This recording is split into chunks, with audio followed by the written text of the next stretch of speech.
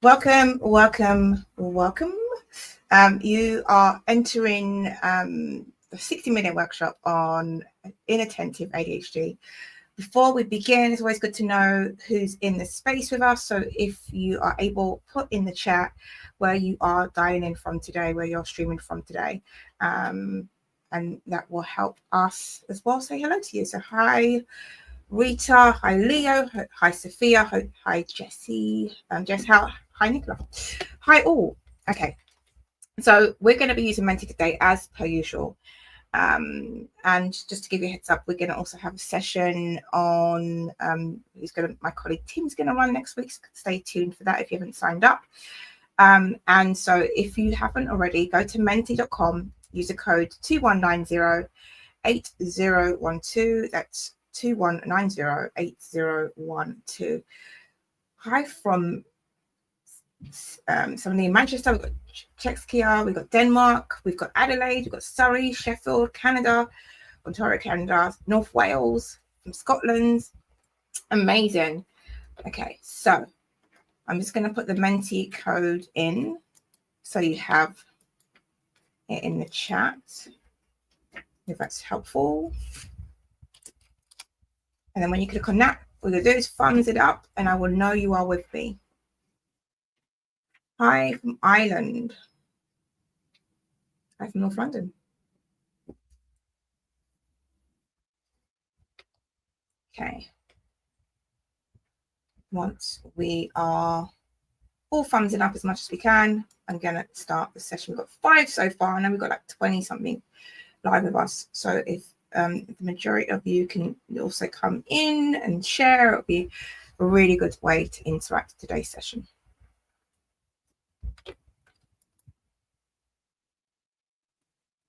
Okay, so to give you a couple of more seconds, and I'm just going to go to the chat. We've got 6 people as well, all tuning in from different parts of the world. So thank you all for joining. Okay, let me begin. We've got 8. So I know this workshop or webinar was titled ADD disorder, but technically in the UK, ADHD is formally recognised term, and it's now ADD is not like an official diagnosis since like 1994. So obviously if you're in a different part of the world, it might not apply, but in the UK, which we are streaming from today, we are utilising the terminology inattentive ADHD. But why do you think so many people still call it ADD is the first question. So we're using inattentive ADHD just to make sure that we're up to date with our language. But why do you think some people might still call it ADD? Could be for a plethora of reasons. Feel free to use Menti with the code and put it down. It's anonymous, so I'll never know who said what. Why do you think so many people still call it ADD? ADD could be an unofficial subtype of ADHD. It's due to DSM. Yeah, I mean, they might have been diagnosed before with the ADD diagnosis. ADD is attention deficit disorder. So the diagnosis is attention deficit disorder, while ADHD is attention deficit hyperactivity disorder. So why do you think people still call it ADD today? Yes, people got diagnosed before it changed, absolutely. So they're still utilising that term. Lack of understanding, usually the most obvious or typical presenting symptoms for those without it. Okay, great, thank you for sharing. So basically, what you're right, DSM-5, people have been diagnosed with ADD before the official changeover, so they've got it on their diagnosis. It's ADD rather than ADHD. Some people find it's their preference to use ADD as well. And you don't have, basically, if you've got inattentive ADHD, that means the hyperactivity part isn't present. So that's why we call it inattentive ADHD. Yeah, people use both to mean the same thing. Culture use seems to be widely used in the US, so it's used in films. So yes, so sometimes when we're using language, we have different meanings behind it as well. Sometimes it could be because of a previous diagnosis. Sometimes it could be the fact that we're in a different country. So intersectionality wise, that's what they use. And so it's a plethora of reasons why you might still hear people calling it ADD. But for today, we are calling it inattentive ADHD, just so that we're using the same language and we're on the same page. So we're not going to go through the piece around this is what ADHD is, and this is what ADD is. We're going to look through a trauma-informed lens. We're going to look at research and some lived experience from all of you here live with me.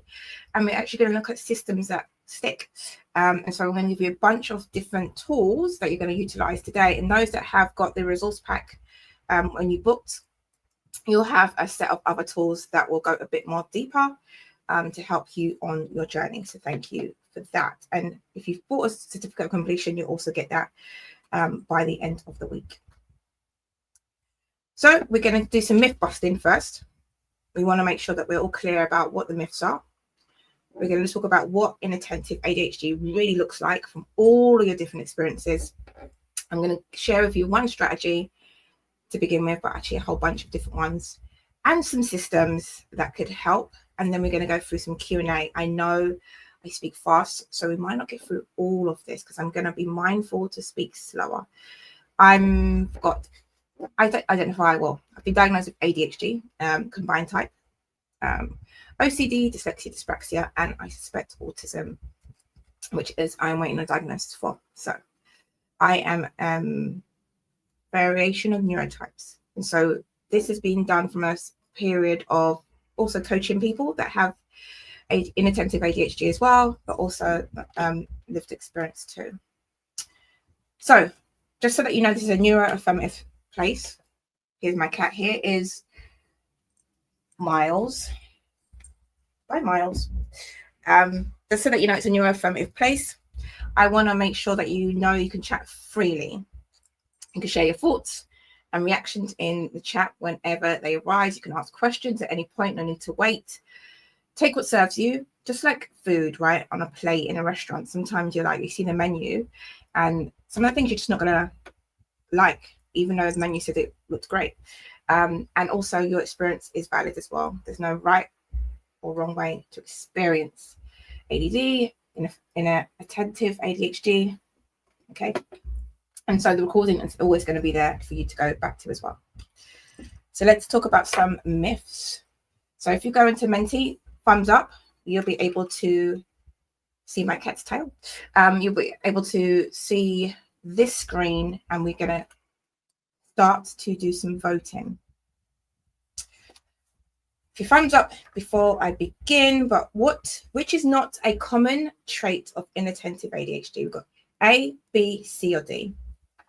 And if you're not using Menti, feel free to just put in the chat the letter that you think it is. What is not a common trait of inattentive ADHD?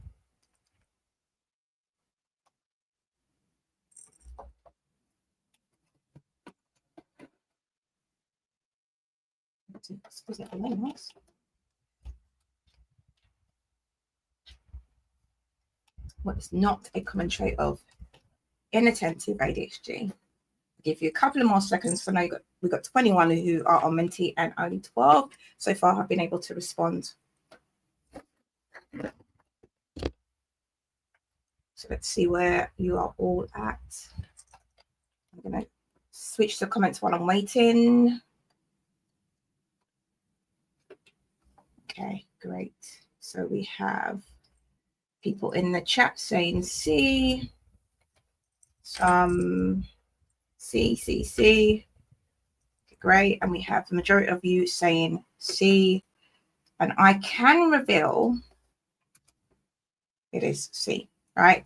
We've got task switching, hyperfocus episodes, and emotional regulation challenges as some traits. But in terms of inattentive ADHD, we're talking about there's no constant hyperactivity involved. Okay, great. Which of these is an ADHD friendly way to improve attention? A, B, C, or D? So A is mind wandering breaks, B is multisensory input, C is body doubling, D is all of the above. Which one is it? Some of them might be more impactful for you than others. However, perhaps all of these work. So which one of these is an ADHD friendly way to improve attention? So far, I've got A, B, C, or D. Again, use the Menti chat. Use Menti or use the chat on the screen. Yeah, there is a piece where it's too small. Let me see if I can make it bigger. About that should do it. So this hopefully you can still hear me. If not, let me know. So D, we have D, all of the above, and we have a couple with C. I'm just going to move. Catch.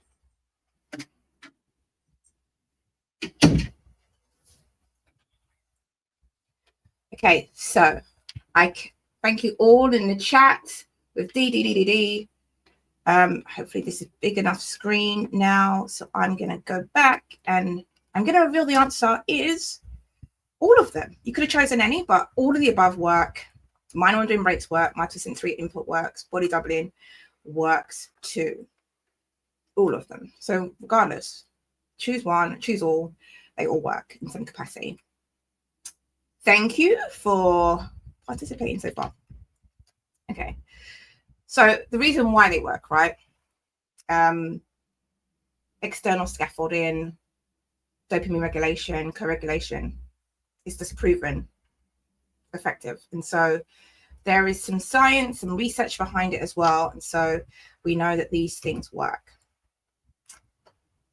Now, let's see. I've got 2 more questions, I believe. Got all of your great emojis on the screen. We've got 17 players ready. I am going to head off to this question. Inattentive ADHD is primarily about A, inability to focus at all, B, focus regulation challenges, C, not trying hard enough, D, being easily distracted. A, B, C, or D. Feel free to again use the chat. Which one is it? We're busting myths here. A, B, C, or D?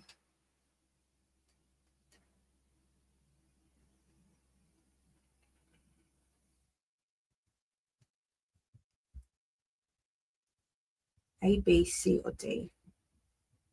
I'll never know who said what. No one else will know who said what. When you say in the chat, we might know, but this is all part of education. It's all good. We've got lots of B's in the chat as well. Okay. I'm going to go back. I'm going to give you a couple more seconds just to respect your processing time. Which one do you think it is? A, B, C, or D? We got B, B. We got a D as well. We are busting myths, right? So in terms of inattentive ADHD is primarily about, I will reveal,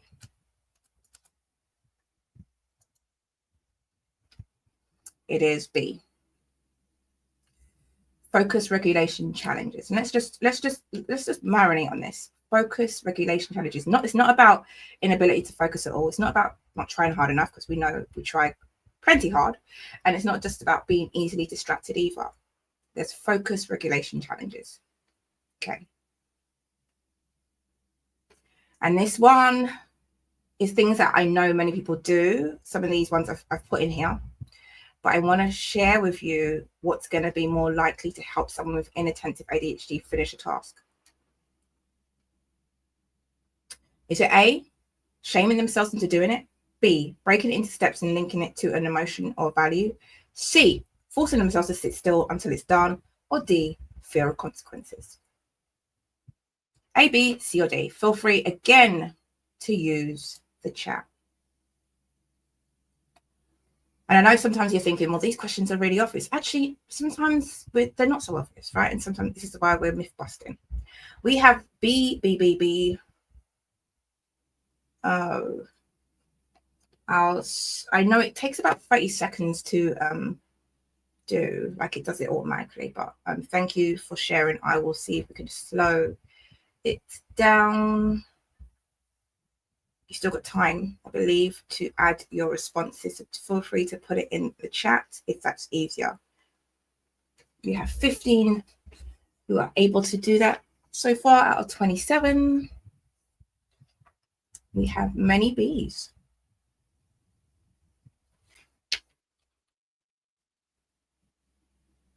B.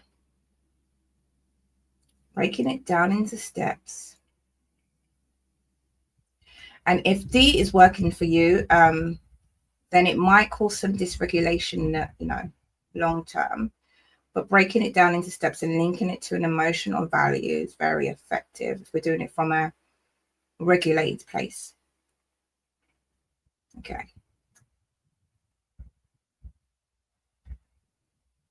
D sometimes works. I hear you, Charlotte. Yeah, there's that fear of consequences that definitely has helped me in the past, but breaking it down into steps so I'm not getting stressed. D works on you as bully teenagers. Yeah, see? I definitely hear what you're saying. Bev, I'm just going to slow down slightly. Hopefully you give you a chance to answer the question. If anyone wants to kind of go into the chat and explain why they think breaking it into steps and linking it to an emotional value, how much it's worked for them, let me know.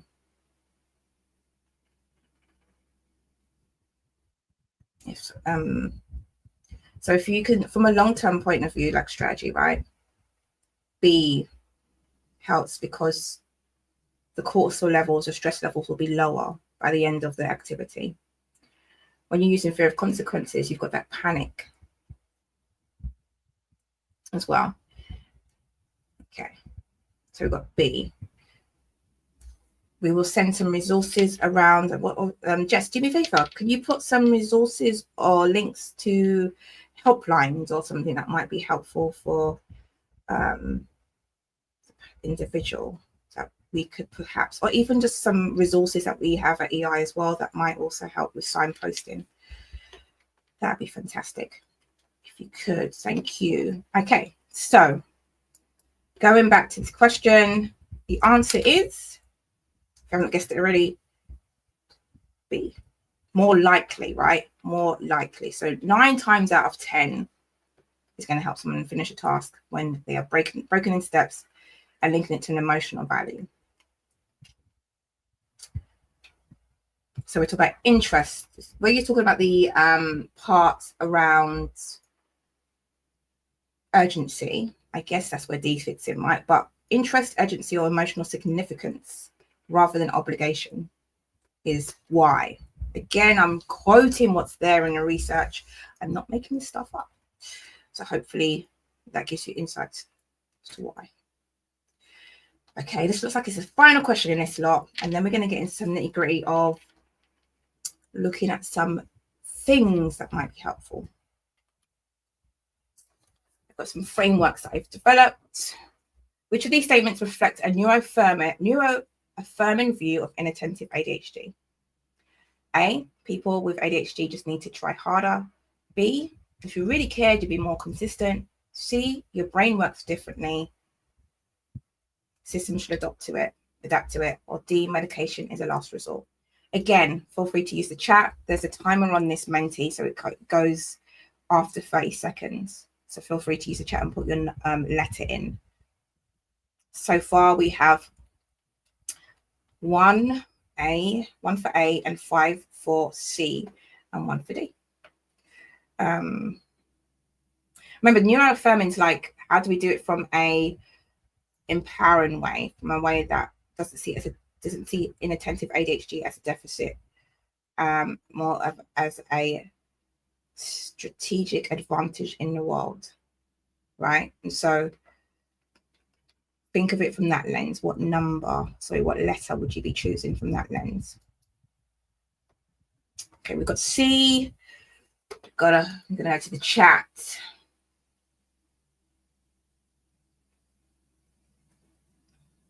So feel free to use the chat. Menti does do it in 30 seconds. I think I can adjust it. So next time, based on your feedback, I will try to do them at a minute. So that way it gives you more time. So we've got C, again, use the chat if that's easier. C, C, C. We've got lots of C's in the chat. We've got C, C, C. Fantastic.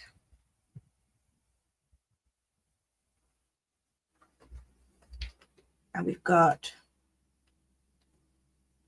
so we might have heard some of these things when we was growing up and when we didn't even recognize or get diagnosed with ADHD and attentive ADHD or combined.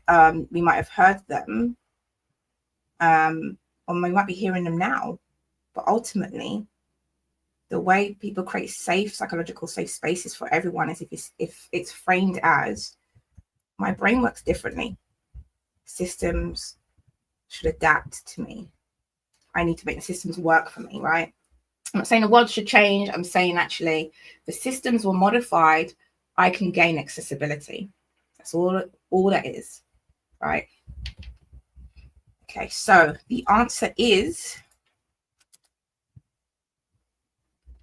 C. This is neuroaffirming. So I will, I think we've got like other resources on our YouTube around some terms that we utilize, but definitely on our blog, there's some really great resources for more information. But just to clarify, a neuroaffirming lens reduces shame and recognizes that inconsistent attention isn't a moral failing, but a functional mismatch. Reduce shame and recognize that inconsistent attention isn't a moral failing, but a functional mismatch. Just breathe that in, because basically that lens is what we want to be looking through all the time, because we want to remove the shame and remove that moral failing as well.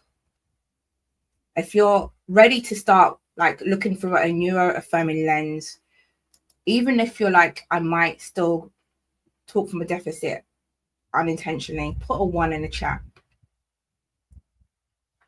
Put a 1 in the chat. You're ready to speak through a neuroaffirming lens. You're ready to like let go of the deficit model that perhaps was all about some of these terms.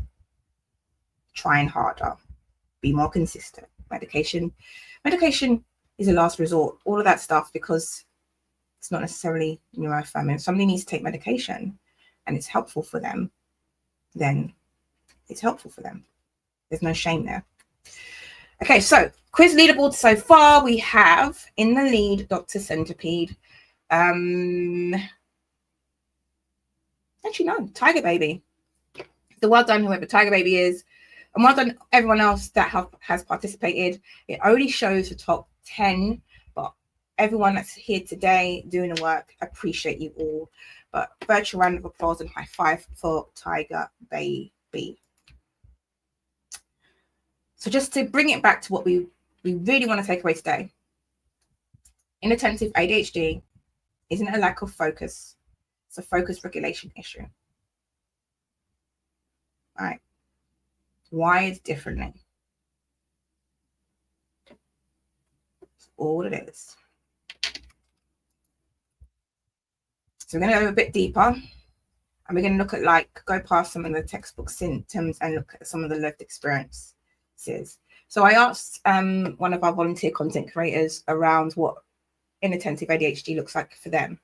And they said, for me, time feels completely broken in my brain. I have no sense of whether something will take 10 minutes or 2 hours. I'm either way early or scrambling at the last second because I can't estimate anything accurately. My mind is like a snow globe that's been shaking, thoughts constantly swirling and never settling. Even when I look calm on the outside, there's this persistent mental buzzing where I'm thinking about 3 different things while trying to focus on one. It's exhausting having a brain that never quite sits still, but I found different ways to make my life easier and use it to the best of my ability. That's one person's experience of how inattentive ADHD shows up for them. And so, how do you experience ADHD? What does it look like for you? If you're able to share in Menti, that'll be fantastic, because when we share, we normalize the conversation, and again, we're reducing the shame.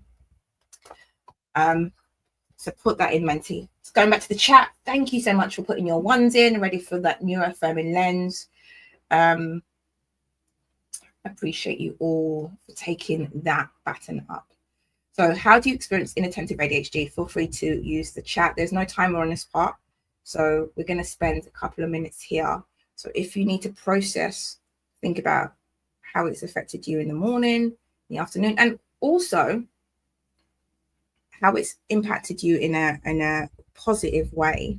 Don't just feel like I'm asking you here to like tell me all the things that are not so quite going well. Okay, a description. Okay, so far we have that's okay. Thank you for sharing. Thanks for attending. Thanks for being an ally in this space. I like the description of a snow globe. So if you're not officially diagnosed with ADHD, that's completely fine. We like you being in this space, being an ally and advocate for us as well. My attention is like a flock of birds flying out in different directions whenever there is a noise or distraction. That's a really interesting way to phrase it, and I've never seen somebody phrase it that way. So thank you for sharing that. Trying so hard to focus. I'm focusing on trying to focus rather than what I'm supposed to be doing. Okay. Thank you so much for sharing that. Yeah, it takes a lot of energy as well, right? Random thoughts or words, memories that take my brain in all different directions, usually with a song playing out in my mind at the same time. Yeah, there's a replay button that just seems to be automatic, right? And so you can see that there's this recurring thread here, but everyone's experiencing it slightly differently. They describe it differently, right? Find it hard to focus and easily distracted, which leads me to feel bad that I'm not being productive, but also does not allow me to do a few things at once. So there's a piece around like judging self as well, right? And so how you experience it in inattentive ADHD, all valid. But are there times when you're like, I couldn't do this part of my day without this? I'm prone to forgetting details and find planning a real struggle, even for things I deeply care about. Like my marriage, it's not that I don't want to, but put the effort in, it's a genuine hurdle. Easily distracted from what I'm doing by being asked to do something else. I just switch over and forget the first thing. Yeah, there's a whole plethora of things, right? That can take our attention. I'm just going to share some of your comments on the screen as well. Thank you so much for sharing. Can you see like everyone has shared some of their ways of their experience and how it makes you feel seen and understood? And so that's the importance of community. For me, I usually lose interest in what I'm doing quickly and shift to different things. It's helped me with dipping in and out of different tasks. Yeah. Thank you, Shannon. Thank you, Bev, for sharing. I'm burnt out, feeling more like the snow globe I mentioned earlier. I don't know how to cope with. I get diagnosed last year before starting uni as a mature adult. Okay. Hopefully today we will be looking at some things that will be helpful for you. And if you are all looking for something that's a bit more deeper, we are doing a pilot program and you might be interested in joining. That could help as well. So thank you, Bev. We have distracted very easily and get fixated on anything that's not what I'm meant to be doing. Hence sometimes where the body doubling comes in, right? But yeah, completely follow you on that one, Marie. Thank you for sharing. See it in the chat. We say Shannon says, I hear you, Bev. I was diagnosed at 30 and I'm learning how to live my life without chronic burnout. It's a process that takes time. You are worth it. Amazing. See that support? Can't get that anywhere else. Thank you, Shannon and Bev, for connecting. Okay. Also doing 10 or more things at once. I forget what I was doing. Yeah. Doing everything except what's a priority at hand. We've got things around simple tasks take a lot of effort to execute. So we can see that, you know, there's a recurring theme here, but we can all understand there's some strategies that work sometimes, and then other times they just don't. And that has a lot to do with the regulation piece. And Kerry saying, Bev, you can apply for disabled student allowance if you are at uni. They may give you a mentor and study skills tutor. Yeah. Remember getting a study skills tutor via DSA. So, and don't be afraid to change them if they're not as effective as well. Trying to sleep is the hardest because that's where my mind doesn't stop. I think of everything at once, when what I forget I need now and the future all at once, good and bad emotions too. Feels like a roller coaster in my mind. Okay. I'm just going to honor the space a little bit, right, before I move on to the next thing. And thank you, Rita, for sharing. I'm going to go back to here because you've all grateful. I'm so grateful for you sharing. Strong initial excitement, but then lose motivation when it takes too long. Being present with what's going on instead of flitting around ideas in my head. I said at work, when I start somewhere new, as time goes on, it turns out to be an absolute impossible task. It becomes boring. I need to absorb information. Once it's done, I can't care anymore. Hear you there. Hear you there. Okay, so we're going to look at some solutions in a second, but I want to honor what you said. And so I've made a few resources. And I don't know if anyone's, before I move on, I studied Yoga Nidra a few years ago and I found it really helpful. So if you haven't tried Yoga Nidra, have a go at that. There's quite a few different Yoga Nidra meditations on YouTube or Insight Timer. And the reason why Yoga Nidra has been effective for me is because it doesn't ask you to stay still or concentrate on, it's just a bit more effective. Okay. Yeah, so Bev has replied to Kerry around I have DSA, but it's not worked very well.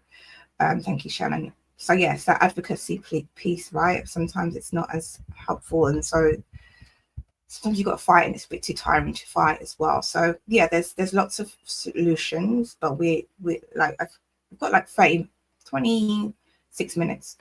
So thank you all. Take a breath for sharing this, because this is huge to be able to share this in a space like today. And so I'm gonna go and just reiterate some of the things you already said, right? There's times when you maybe can't hear your name when you're in deep thought because somebody might be calling you or speaking, and you're physically present, but your brain is so engaged elsewhere that auditory processing temporarily shuts down. Open multiple tabs, forget why. There's that emotional zone out in fast conversations like I'm doing now. And that can mean you disconnect, even though you really want to engage. Other things are like knowing exactly what to do but can't start. So when we're talking about executive function, the part that this plays into is task initiation. As in, I can't start task, and that's where you might then have different tools like body doubling that might work, or having a Pomodoro clock. There's perfectionism paralysis, right? You don't want to get it wrong, so you're not going to do it at all. And then there's time blindness as well. 5 minutes turns into 2 hours. So those are some things. And then let's talk a little bit about RSD, rejection sensitivity. Even though it's not an official diagnosis, that it is present, and is probably more assigned to the word emotional dysregulation. And so this is why this energy loop is going on as well. So there's a lot there. There's a lot of reasons as to why this is happening in terms of taking a lot of effort to execute. Sustained attention is an executive function challenge, which forms part of the presence of inattentive ADHD as well. And so all of those things you can receive coaching and support systems to help you manage or navigate those challenges that you've experienced. So let's look at some actions. So I have a few things.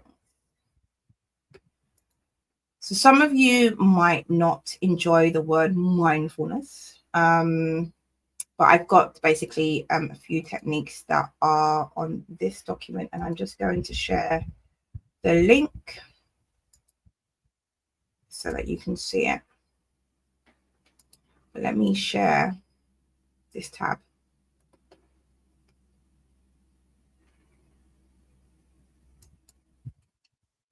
So there's literally 5 different activities on this document, and they take practice, and this is why it's called training, right? So you would basically get into a space and you'd train your brain to make this second nature. Things like the stop technique, or star technique, which is like stopping, pausing whatever you're doing, don't judging and wondering, noticing it, take a breath, acknowledging, and then redirecting. And so let me put it in the chat so you've got it. And where is it? Share.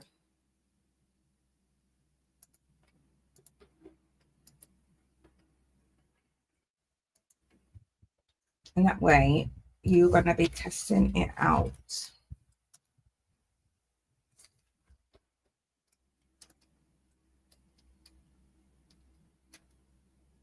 Yeah, I took DBT as well. DBT is really effective.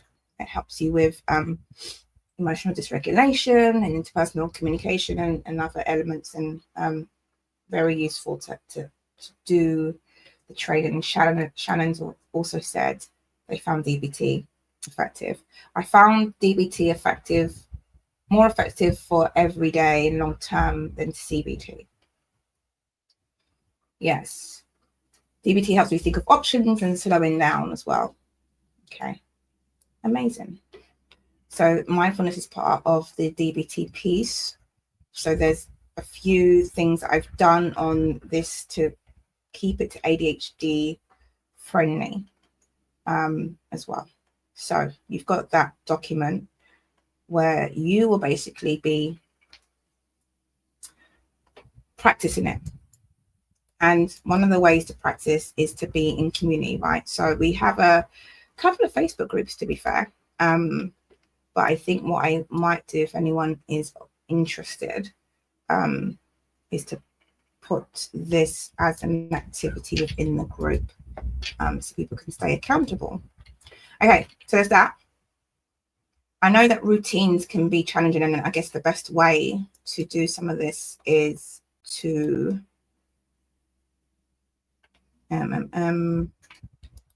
make sure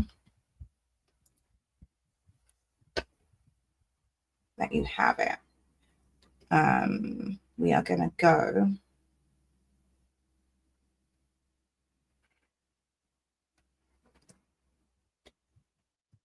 back up to Menti.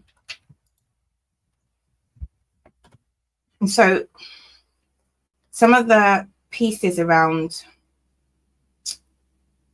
the elements that we talk about around inattentive ADHD and the things that you find challenging, and the easiest ways to do it is to go through the 3 E's of routine. And so before I commence, have you all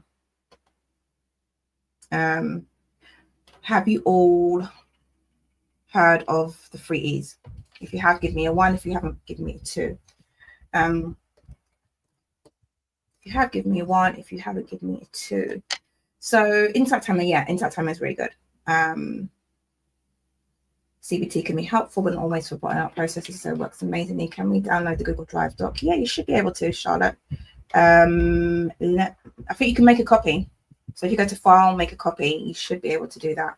Give it a try. If it's not working, let me know, and I will just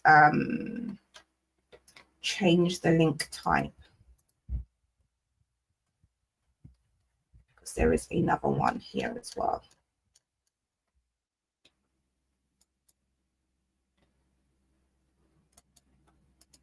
Because there's a yeah, I'm gonna go back to the chat. So yeah, so if you go to File, you should be able to download in the format you prefer. Okay, so we have many people that have not heard of the 3 E's, and I'm going to break it down slightly and try not to take up too much time so that you've got time for connection, or more connection. So let's go into Menti. And before we get into the 3 E's, and I know routine can be not feel as neuroaffirming, but just to give you a bit of permission. Routines don't have to be done the same way every time. They need to be repeatable, rewarded, and regulated by you. If you focus on the energy patterns, that's going to be much more helpful than anything else. So let me do this, share this. I think I've given you a link. Let me just go to the link. This other link, which you might already have, is where you can actually get the activity sheet, which looks a bit like this. Build your own 3E routine. So you're going to choose a challenge there. You're going to apply the 3Es, and then you are going to design your routine, and then it's going to make it easy. But before you can do all that, you probably need to figure out what is the 3E method. How do we do that? So let me explain it just a little bit. So easy is just about removing barriers. So simplify to the tiniest possible action, like external reminders, attach it to existing habits. General pleasures are the enjoyable piece, like incorporating sensory elements. Like I very much like the smell of candles, right? So candle wax. Pair with things that you already enjoy, make it feel cozy and inviting, and then effective or energizing, which is all about making sure results are visible within the same day, because it's part of you that's like, if I don't see results, I'm not going to do it. And this makes it part of the day easier. And so you might have brain fog in the morning. Maybe there's procrastination. Maybe it's getting stuck. Just start with one challenge. You don't want to be like overwhelmed. So make it easy. It's to identify a smaller step, set up external reminders, connect to existing habits, and prepare. That's how you would make it easy. And that activity sheet I put in the chat, you should be able to create your own 3E routine. Now, enjoyable, so that you want to do it, not that you have to. Remember, we said it's not about obligation. And so what makes it feel cozy, comforting? So for me, when I get up in the morning, I'm turning off my salt lamp, I'm opening the curtains, making it easy, and then I'm going downstairs to like maybe feed the cats. It's enjoyable and stuff. It's not frivolous. It's basically about pleasure. What do you look forward to in the morning or at that moment? And then the last one is effective. Is it actually a specific problem? Does it create same day benefits? Define the feeling and then decide what's next easier. I'm just going to go in stream mode because I could be going really fast. Yeah. So atomic habits. I'm just going to go in here. So yeah, taken from that foundation of make it easy, make it obvious, right? So name it, define trigger, list the steps, check all 3Es. So you might have a mental fog around 2 p.m. Your routine might be called the gentle refresh. So you have a phone alarm at 2. Step outside for exactly 2 minutes. Bring your favorite mug or herbal tea. Then you have immediate clean air, and it helps you focus for the next 2 hours. And so how do you test it? Well, you could try it for 3 days. You could try it for 3 hours. It's about noticing how it feels, making small adjustments as well. So I'm going to go back to this and really give you some other ones that might be helpful too. This is the inbox try protocol. So if you are rushed for time, you can look at what's in your inbox. So ask yourself, can I do this in 2 minutes? If yes, you can do it immediately. If no, continue to the next step. Does it need a response? Yes, no. Is this information I need to keep? Yes, no. The reason why you've got yes, no's here is because if not, this type of things. We want to reduce decision fatigue. And oftentimes that is part of the challenge. We've got too many decisions to make. And so if you reduce the amount of decisions you're making, you're less likely having to get stuck and overthinking of things as well. Now we have about 13 minutes, so I guess there's a other one that might be helpful called a task layering grid, and I'm going to see if I can send you some of the resources that are here. I've got the free e-routine resource, which is great, and then you've got the 5 mindfulness-based techniques, and then 16 ready-made routine templates as well. I think there's 16 there. On the second tab, you'll see this, which is around executive primer and the routine and the free e-breakdown. So would it be helpful, like, I know that normally when it comes to worksheets and things like that, what would be helpful for your next step? Like, you've got all these resources. How do you know what would be helpful as a next step for you? What could we do at exceptional individuals that might support you to your next step? Put it in the chat.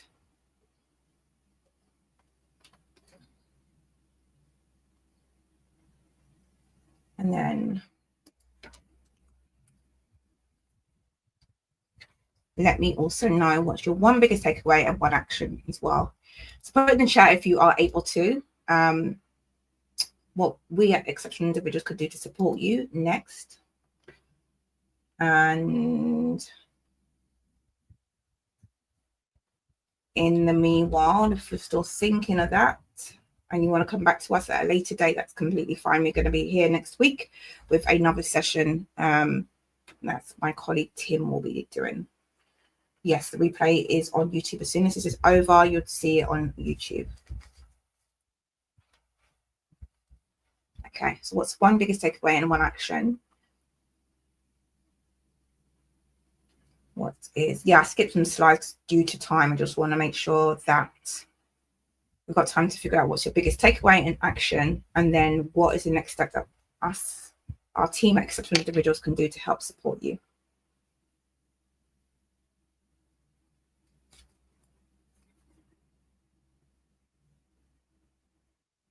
Tips for people with inattentive ADHD to follow, to learn homework. Okay.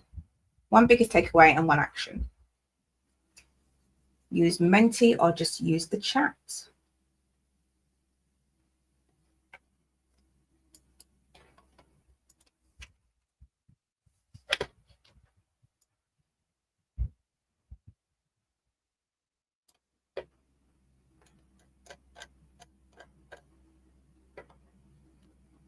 What are you going to put in your free e-routine? What's going to be your first challenge? I'll give you a minute or so to answer this. One big takeaway and one action for today that you might be taking in next week or so. What's your one biggest takeaway and one action? Feel free to use the chat or to use Menti.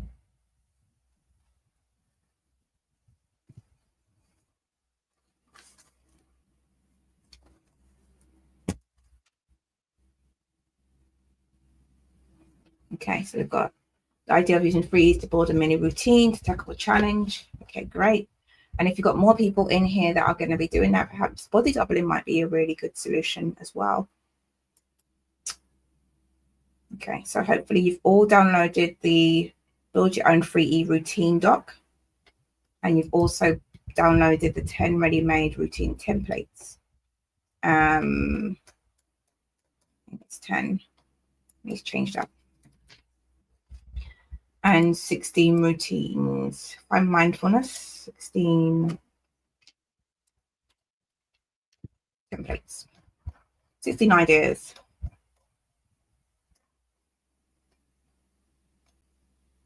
Okay.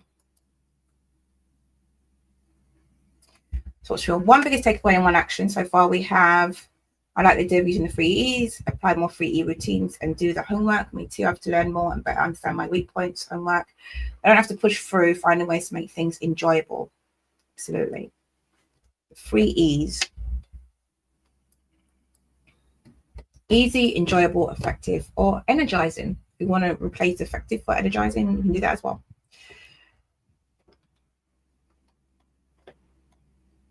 But all of those are going to be helpful. You avoid utilizing enjoyable. For example, you don't put enjoyable, something enjoyable in there. It's not going to work. It needs to be easy as well to reduce the friction, and it needs to be energizing or effective so that you can see it's working. Then your brain wants to do it more, because what gets celebrated gets replicated. Without celebrating what you're doing, without feeling like what I've done is effective or gets recognized, then you're not going to replicate it. So it gets celebrated, gets replicated, and that's why it needs to be enjoyable.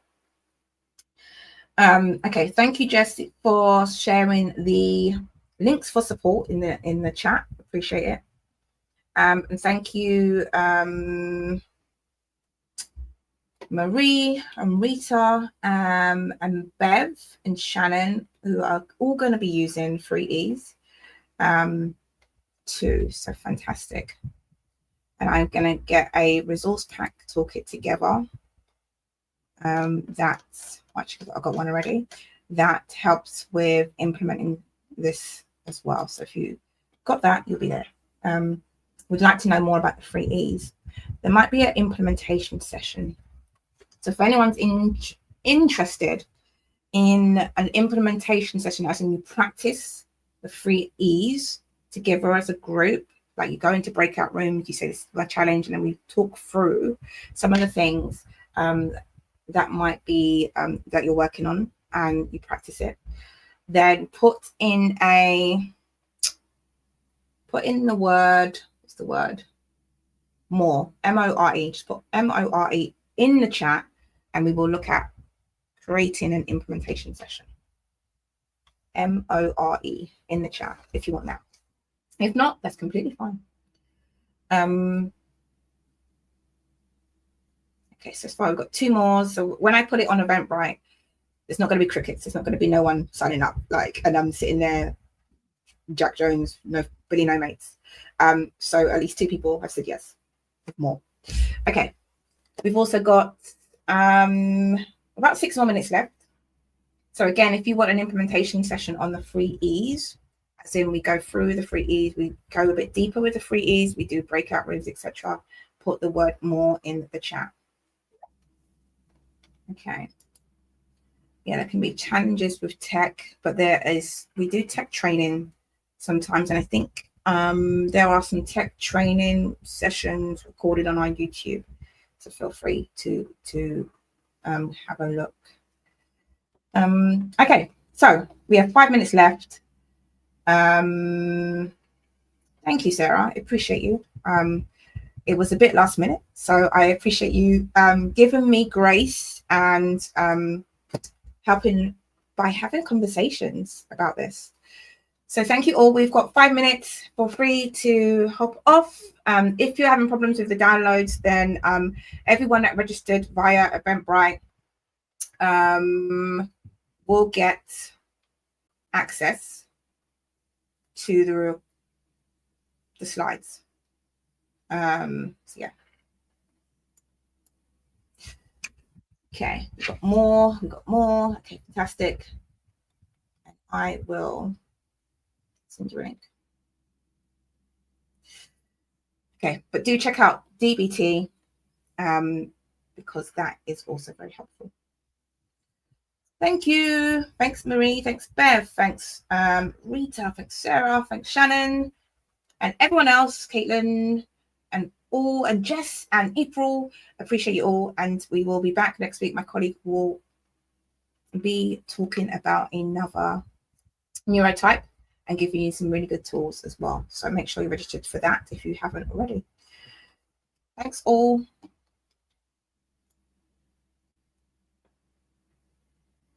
Fantastic. Thank you, Leo. Thanks, Bev. Thanks, Sandy. Thank you, Colette. Thank you. Appreciate you all. I wish I could take all of these comments, just save them and put it on my wall of thanks. So thank you all. And thank you all so much for being supportive of each other as well. We will see you all next week.